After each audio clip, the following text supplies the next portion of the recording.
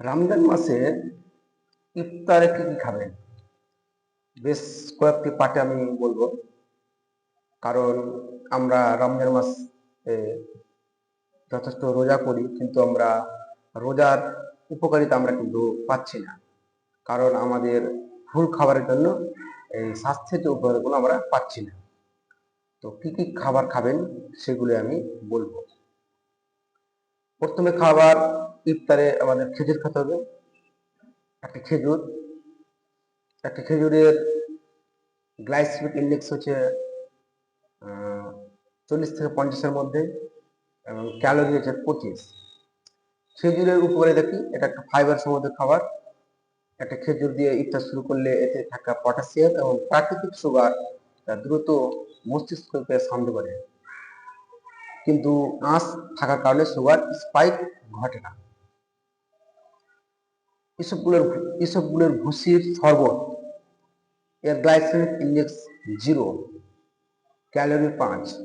উপকারিতা কি রয়েছে? এটি একটি হাইড্রোফিলিক ফাইবার যা পাকস্থলীতে জেল তৈরি করে এবং এটি কার্বোহাইড্রেট শোষণকে ধীরে ধীরে ধীর করে দেয়, যা পোস্টপ্রান্ডিয়াল গ্লুকোজ নিয়ন্ত্রণ সহায়ক হয়।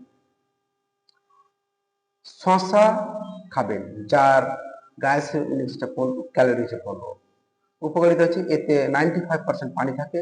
রোজা রাখার ফলে শরীরে যে পানি শূন্যতা তৈরি হয় তা দূর করতে এবং পেট ভরা রাখতে সাহায্য করে। টক দই, 1 কাপ 2 কাপ টক দই খাবেন। আর গ্লাইসেমিক ইন্ডেক্স হচ্ছে 35, ক্যালোরি 70। উপকারিতা কি রয়েছে? এটি একটি প্রোটিন এবং প্রোবায়োটিক এর চমৎকার উৎস।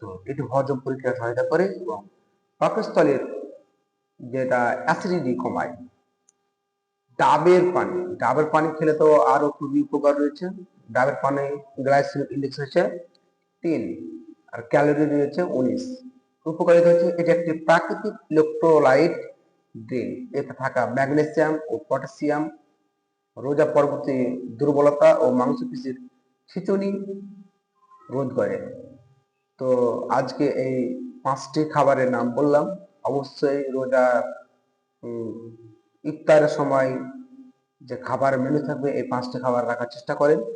আরো কিছু খাবার বলবো পরবর্তীতে ভিডিওতে।